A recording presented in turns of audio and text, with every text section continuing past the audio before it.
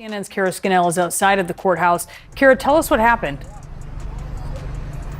So, Brianna, the judge has set a May 5th trial date for Sean Diddy Combs to face those charges of racketeering, conspiracy, sex trafficking, and transportation of prostitution. Now, Diddy was in court today. He entered the courtroom wearing a jail-issued outfit, a khaki long-sleeve shirt, pants. He was also shackled at the ankles. His family members were in the courtroom, his mother and most of his children. He had waved to them, blew a kiss to his mother, and one of his sons had raised and flexed his arm, his bicep, as though to show a sign of strength. Now, this hearing was mostly about procedural issues, working through some of the evidence in the case. Prosecutors said they collected 96 devices back in that March search of Combs' homes in Los Angeles and Miami. And when they searched him on his person, they said they'd begun going through them, encrypting some of them and giving them back to the defense. That will take some time.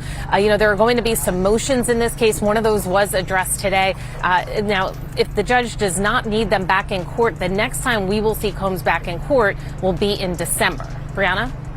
And this comes after his legal team made some pretty stunning accusations, Kara, about that now infamous video of Combs beating his former girlfriend as she tried to leave a hotel room. What exactly are they saying? Yeah, that was one of the issues that was teed up yesterday for this hearing today, and that's what they spent a lot of time on in the courtroom.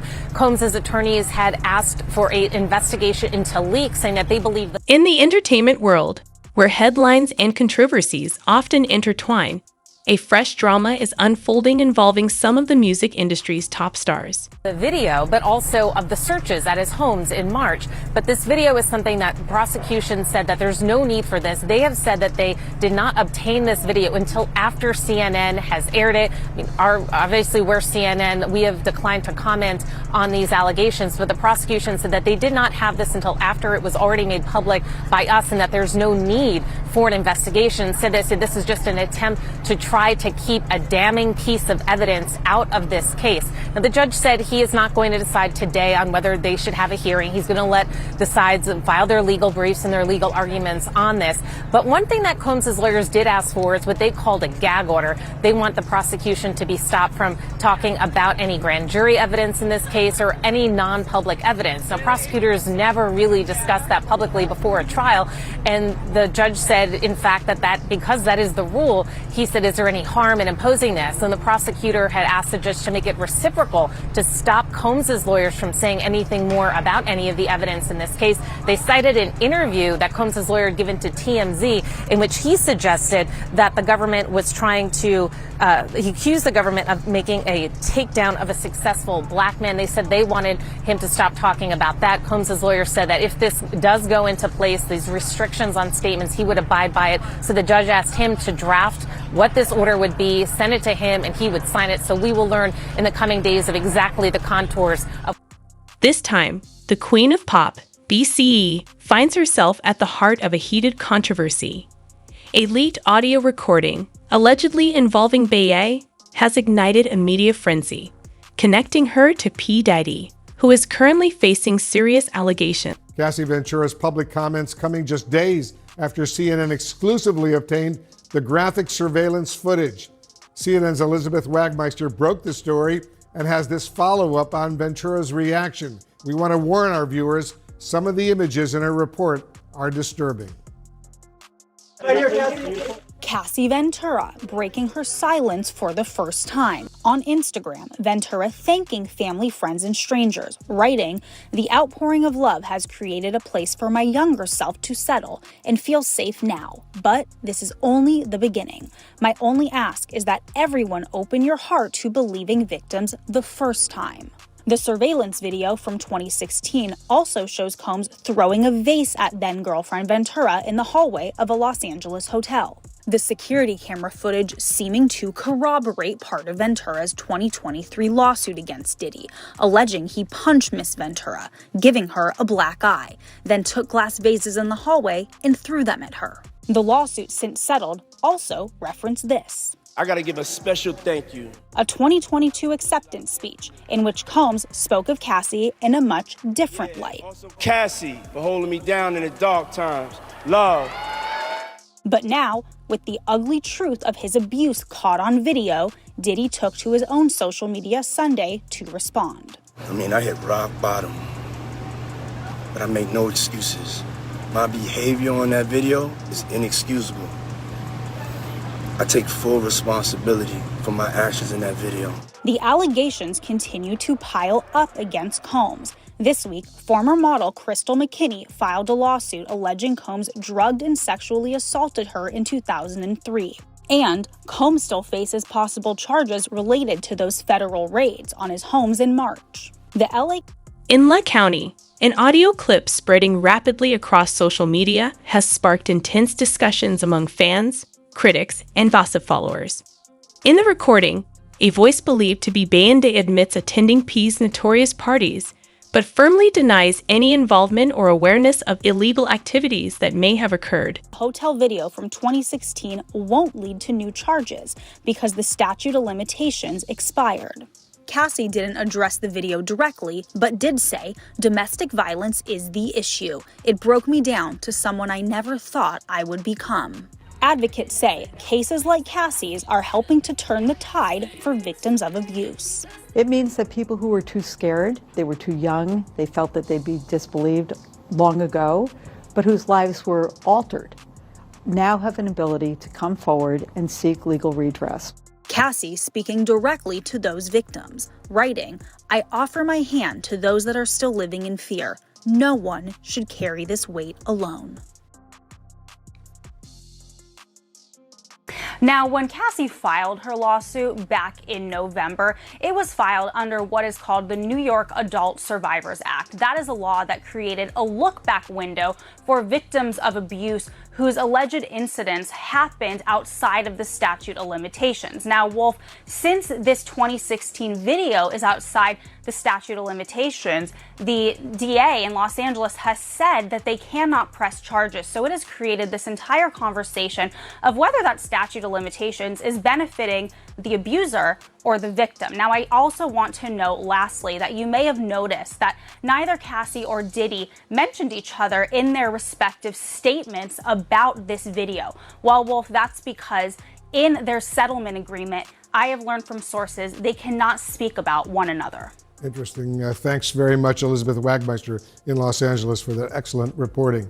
I want to get some more on all of this with CNN entertainment reporter Lisa Respers-France and attorney and legal affairs commentator Ariva Martin. And Lisa, what do you make of, first of all, of this first statement from Cassie since the release of that horrible, horrible, awful video? I can tell you that she's being hailed by many people for speaking on domestic violence, but also because she really speaks, it seems like, from the heart. When people juxtapose her statement with Diddy's apology from a couple days ago, they're seeing a decided difference. It feels like she really wants to be of service. As Elizabeth mentioned, she reaches out to those who are already, in a similar situation. And I just feel like a lot of people feel for her, but also they are happy that she's speaking up. It should not take a video, having to see a video of someone being abused, to believe the abuse. Ariva, Cassie doesn't directly reference the brutal video of... The controversy comes at a particularly bad time for P. Diddy, who is already embroiled in serious legal battles. The rapper and music mogul is facing sex trafficking charges and other accusations that have both shocked the public and shaken the music industry to its core. The late rapper Tupac Shakur has hired a team of investigators to look into what they say is a link between Sean Diddy Combs and the murder of the hip-hop star in 1996. Popular TikTok creator Mr. Prada has been arrested and charged with the second-degree murder of a therapist in Baton Rouge, Louisiana, after claims of the influencer's possible involvement went viral on social media. And two of the officers accused of being involved with the 2020 death of Breonna Taylor have been indicted yet again. So let's bring in former federal prosecutor and president of West Coast Trial Lawyers, Nima Rahmani. Nima, thank you for joining us again on this Sunday. I want to begin with what so many people are talking about, this Tupac investigation, the family of the hip-hop megastar alleging that Diddy may have had something to do with his murder in 1996. They've hired a powerhouse attorney, a team of investigators. What do you make of this? Well, Phil, these accusations have been going on for quite some time, and Tupac's family has hired Alex Spiro, who is actually handling the defense of Mayor Eric Adams, who we've been talking about. And we all know that Diddy's being prosecuted by that same office. Now, the challenge here is, even though the allegations are that, Combs may have been involved in the 1994 shooting of Tupac that obviously didn't kill him, and then potentially the murder 2 years later, someone else is being prosecuted for this murder right now in Las Vegas, and that's Keefe Davis. He's alleged to be the shot caller in the murder of Tupac. So I'm not sure that this investigation will go too far, especially when someone else is being held criminally accountable for that murder.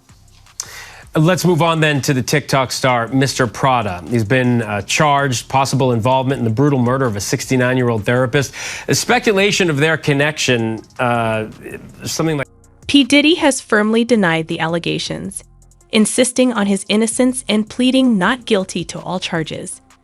Whether real or fabricated, the leaked audio has only added to the complexity of this already turbulent situation, with Bey's name now entangled in the growing scandal. For people like Cassie to come forward, because it allows people to be able to see that when you have money and you have power, it can insulate you from things like this. I've said this before, that I'd heard rumors about bad behavior from Diddy for years, but people did not come forward because they were afraid. She was empowered to do so. She filed her suit, and the response that we're seeing, even though there's still some people who are saying, oh, maybe we don't know the whole story, I think overwhelmingly people supporting her is starting to shift the tide, which says that just because you're a man of power, just because you're a person of power, a person who's wealthy, does not mean that you should be able to get away with things like this. So I think we're definitely seeing a bit of a shift in the culture.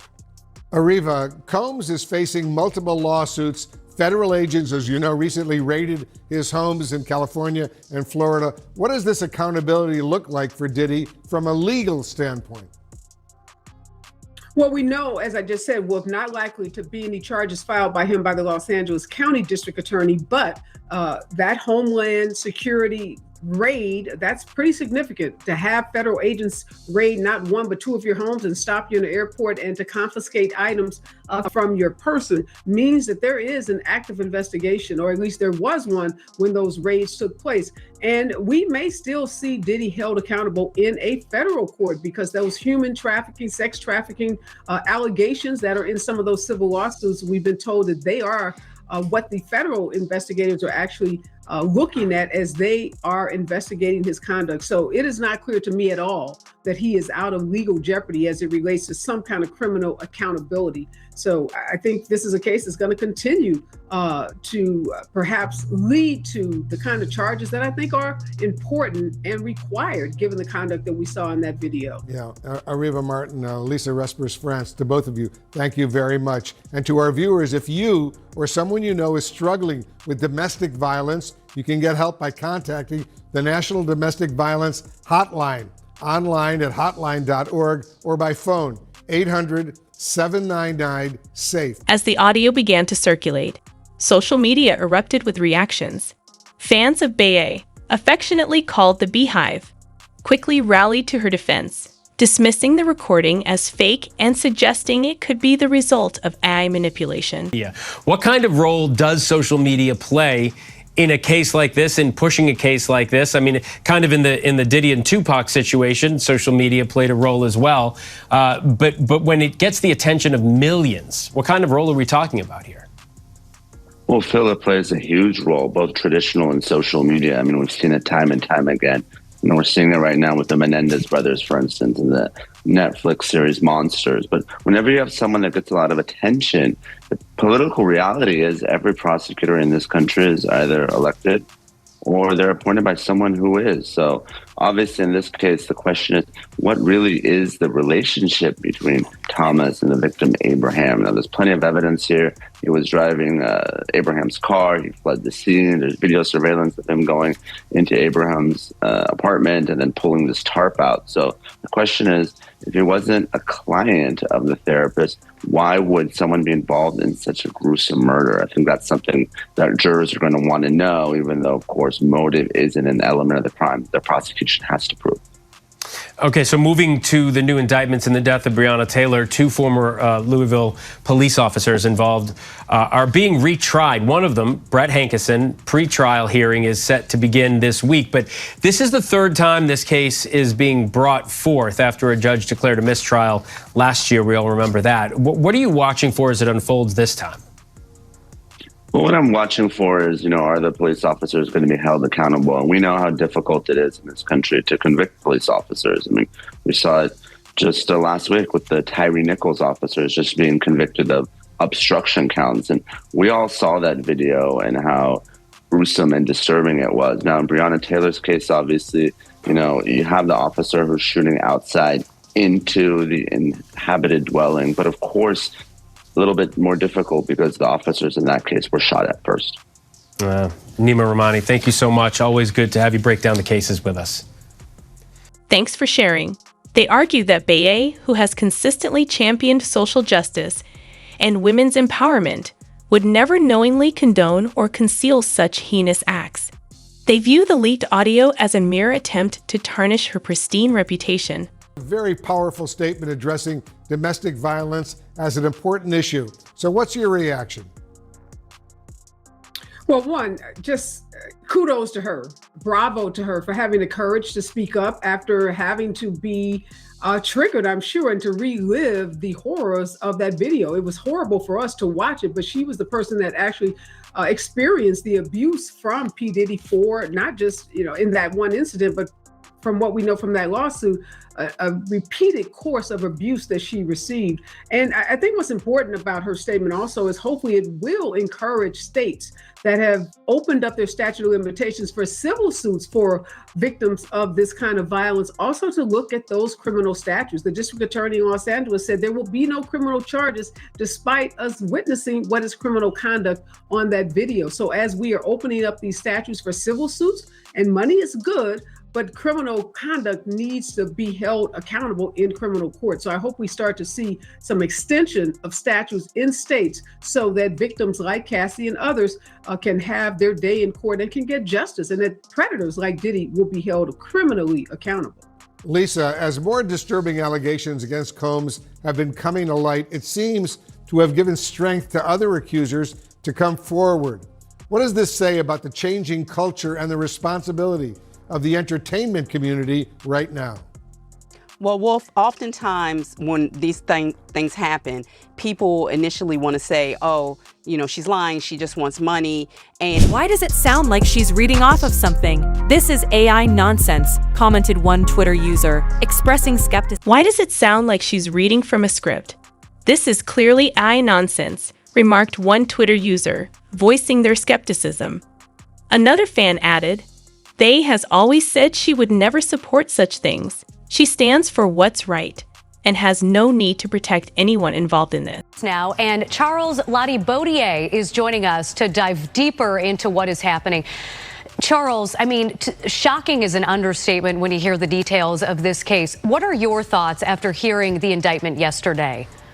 Good morning, Brian and Natalie. I got to tell you, my thoughts reading the 14-page indictment yesterday were that there are a lot of people in Hollywood who are probably worried about which Diddy parties they were at and what was going on. That's not to say that they were necessarily even involved in any of the things that are alleged by the U.S. Attorney's Office. But if you're at that party and it turns out that that's when he set up one of these freak-off sex parties, or that it was going on in another room and you didn't know about it, there's a good chance that you're going to be called by the U.S. Attorney's Office. And certainly if you were involved, you would get a call because they're going to want to know everything you want to know and may even want you to be a witness. I just think, we're just starting to scratch the surface of what this case, this case is going to touch and involve. And the feds have said that this remains an open investigation. There could be more charges for Diddy. There could be more charges for other people involved. And usually the way this works is once they find out other people are involved or were witnesses, they bring them in and they sort of lean on them. And it's sort of like, you're going to cooperate with us, or there's a possibility that you could face charges. So this is going to be a slow developing a case here because we're just getting started. And I don't see how this trial begins anytime before next year. There are a lot of wild allegations in those documents that came out yesterday, including 1,000 bottles of baby oil. What surprised you the most about what you read yesterday? Yeah, I mean, that, Brian, was a... On the flip side, some remain unconvinced. Critics argue that regardless of the audio's authenticity, Beye's close ties to P. Diddy raise valid concerns. As a prominent figure in the music industry, should she be taking greater steps to distance herself from someone facing such serious allegations? Is her silence a sign of complicity? Or is she merely waiting for more facts to surface before making the indictment, when you read that when they raided, I believe it was the Miami home where they found 1,000 bottles of, and they said that these were items that were used at the freak-offs. There were also large amounts of drugs, they said, cocaine, ketamine, Molly, GHB, the rape drug. So, you know, they said that the house, according to the feds, that was stocked for these parties that were going on. And then to read their description of how Diddy, as they say, lured women into joining these parties. And they say that he would meet them or lure them, get to know them and lure them in, thinking they would think that there was going to be a romantic relationship with him.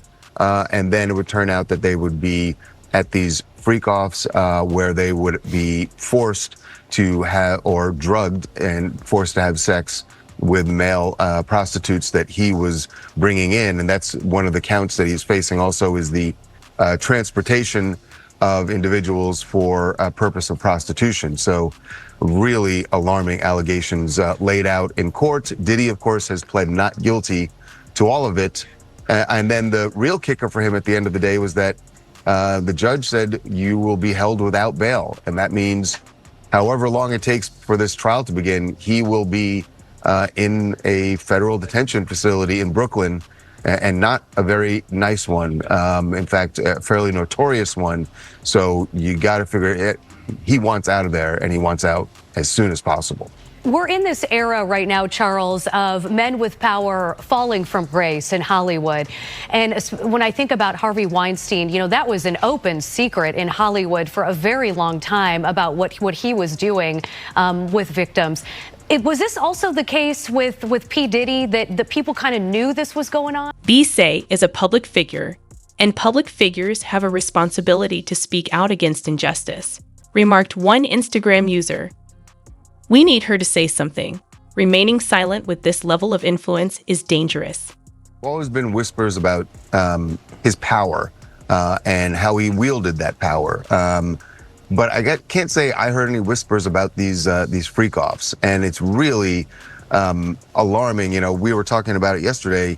One, these parties had a lot of individuals. In fact, the U.S. Attorney's Office says that the parties would sometimes go on for days.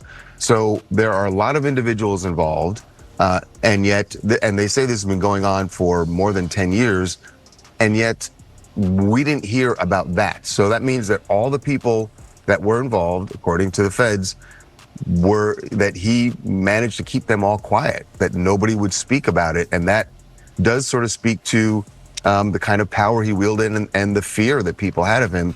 We're also talking about the fact that the beating of Cassie, which was captured on the hotel surveillance video, that was 6 years ago. And alleged when Combs nobody knew about it. Nobody heard about it. Think about all the people that were at the hotel who may have known about it, people who saw the surveillance video and never spoke about it. And like you said, we're in an era where when things like that happen, people speak out about it. So the fact that no one did, and that it only took this, really Cassie's lawsuit before any of this started coming out, it does kind of speak to the power that he wielded, and that the fact that nobody wanted to cross him. And Charles, what do you think happens next in this case? Members of Sean Combs' family have been ordered to give up their passports. He's currently in jail. What do you think happens from here? Well, his attorneys, the first thing that's going to happen is today, his attorneys are going back into court. They have appealed the bail ruling. And like I said, I'm sure he wants out, and that's their first job right now is to get him out. They've offered a $50 million package for bail. That was rejected yesterday, but they're going to take another swing at it today. And then after that, what happens, look, he did surrender his passport to his lawyer. We should say the way his team put it out originally, they made it sound like he had turned it over to the authorities. He had turned over his passport back in April to his lawyer, as did his children and his mother. And their point was they wanted to make the case to the court that, look, we're cooperating here. He is not a flight risk. And they feel like that the U.S. Attorney's Office undermined that by raiding his hotel on Monday night and arresting him when they say he was in New York because he was more than willing to surrender. In fact, the plan was for him to surrender on Tuesday, and then for some reason the feds decided to arrest him Monday night. Diddy's attorneys think they did that so that it would look like he wasn't cooperating, and then the judge would deny him bail, which, as it turns out, is what happened. Well, Charles, thank you so much for your thoughts on this morning. You guys always have so much information behind the scenes there. It is 7:13 a.m. in Los Angeles. Thanks for waking up early with us. Absolutely. We're up early every day. So okay, thank you, you can always sir. reach us here. B. Say's predicament underscores a larger issue that goes beyond this specific incident: the role of celebrities in social and legal controversies. When a figure like Beye, whose influence extends beyond music, becomes even indirectly connected to a scandal, it prompts important questions about the responsibilities that come with such prominence. $48 million Miami mansion to hell on earth where chaos reigns. Just some of the words used to describe the Metropolitan Detention Center where Sean Diddy Combs is now being held without bail after pleading not guilty to sex trafficking and racketeering charges. He is not the first high-profile inmate to pass through these walls. Ghislaine Maxwell, R. Kelly, Pharma Bro Martin Shkreli, and crypto fraudster Sam Bankman-Fried, all as they waited for their federal criminal trials, called this jail home. But the conditions of the prison are far from homey, notoriously described as, quote, dreadful, as one judge put it. Some on the bench have even moved away from sending nonviolent defendants there. In April, a group of detainees that prosecutors said were MS-13 gang members in court documents stabbed an inmate 44 times in an attack caught on camera. 2 shivs were recovered from the attack. You see them here. The victim survived.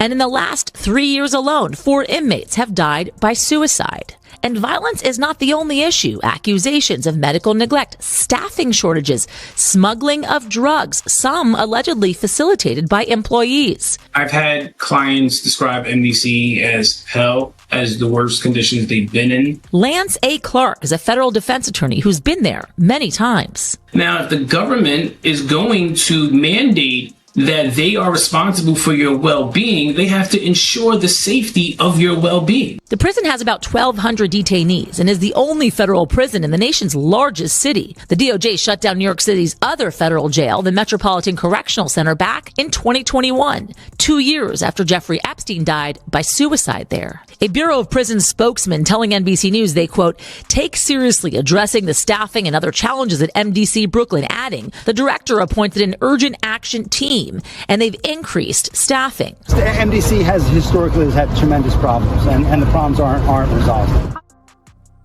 And Combs' attorneys are appealing for Combs to be released to his home on $50 million bail. In the meantime, they're asking to transfer Combs to a prison in New Jersey, but so far the rapper remains behind bars in Brooklyn. His next court appearance, guys, is October 9th. I mean, let's be honest. He's in jail. It's unpleasant. It's supposed to be punitive. The question is, how do they keep him safe? Given everything that happened with Jeffrey Epstein, they are under a lot of pressure to make sure nothing happens. He is in a special area in the prison that is for people that are VIPs to make sure that he is kept safe. But it is not a good place.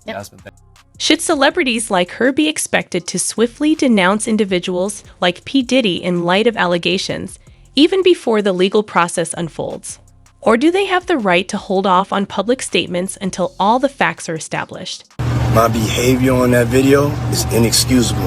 This morning, Sean Diddy Combs is breaking his silence. I take full responsibility for my actions in that video. I was disgusted then when I did it. I'm disgusted now. Combs stepping out in Miami the same day he posted the apology on Instagram. The assault appears to match an incident described in a lawsuit Ventura filed against Combs in November that alleged that Combs became extremely intoxicated and punched Miss Ventura in the face, giving her a black eye. At the time of the lawsuit, an attorney for Combs denied Ventura's allegations, calling them outrageous and offensive. They reached a settlement within 24 hours. But in Combs' video Sunday, he now admits the abuse and claims he went to therapy and rehab after this assault. I went and I sought out professional help. Had asked God for his mercy and grace. I'm so sorry. In a statement, Ventura's attorney said Combs' apology is more about himself than the many people he has hurt, that he was only compelled to apologize once his repeated denials were proven false, shows his pathetic desperation. Despite the graphic video, the Los Angeles District Attorney's Office says they cannot charge Combs with a crime in connection to this specific incident because California's statute of limitations has passed. But Combs is facing multiple civil lawsuits with allegations including abuse and sexual assault, which Combs has denied. He is also under federal investigation. His California and Florida properties were raided in March, but he has not been charged with any crime. Representatives for Sean Combs did not respond to our request for comment. Now, in November, that lawsuit that Cassie had filed, she alleges that Sean Diddy Combs paid the hotel $50,000 for that hallway security footage that you just saw. But in a statement to NBC News, IHG Hotels and Resorts said, quote, "This hotel is no longer under IHG management, and we do not have any access to prior incident records or footage," adding that they did not receive money for